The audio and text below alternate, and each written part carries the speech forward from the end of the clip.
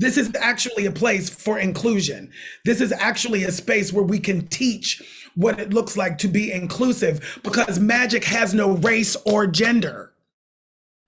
So I just talked to Kay, and she mentioned that she always sort of saw you in this role, and it was interesting to me because, like, you know, this it's a big deal that Fab G is a man, is a non-binary person, um, but like, you know, pre Billy Porter, who would that role have been? So I'm sort of wondering, how do you hope that Fab G and Cinderella sort of change things for fairy tales going forward? My hope is that magic has no gender Mhm. begins to be the law of the land. You know, it's like when the Star Wars universe was all white, Mm-hmm. or Yeah, I any mean, magical universe was all white for centuries. It's like, this is magic. This is actually a place for inclusion. This is actually a space where we can teach what it looks like to be inclusive because magic has no race or gender. mhm. It's magic, you know, and I think that we've been able to, well, Kay's vision, you know, has been able to embrace that. Yeah, I mean, also like your character sort of emerges from this butterfly and becomes Fab G, but like, who's not to say that it couldn't have become anything? Do you know what I It could have mean? been Like, it could have been a anything. horse. You know what I mean? It Like, could have it could been have been anything. anything. It could have been anything. And that is the point. Yeah. That is the point. Speaking of, you are a birth of a monarch butterfly, and I love how the outfit sort of reflects that, from like the glitter to the orange to the shoes to everything. What was your favorite part of the look, and how much impact did sort of you have on that styling? Well, Ellen Matrotnik, I think I'm saying her name right.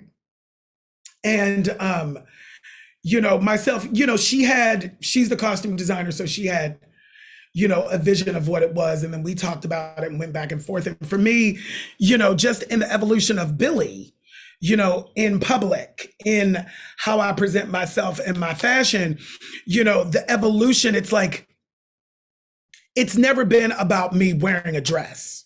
Mm-hmm. That's not the point. Yeah. The point is clothing also has no gender. Mm-hmm. We have genderized clothing. We as human beings have genderized clothing. So I want to wear what I want when I want to wear it.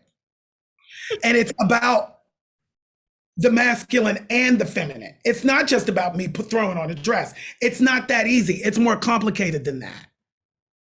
Yeah. It's more important than that.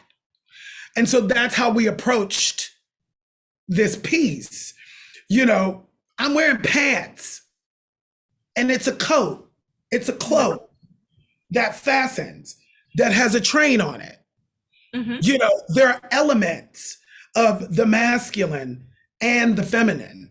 You know, it's a top coat that comes together. It's like, you know, when you look at it closely, it's everything thrown into the pot that creates the magical Fab G. Yeah. It's all just like, this necklace would look great with this, and this is how big it needs to be, and these pants are dope, so let's do it. Yes, these custom Jimmy Choo butterfly pumps are over fierce. So put them on. And I always say, and I've been saying, the collar is my favorite. The collar is my favorite part.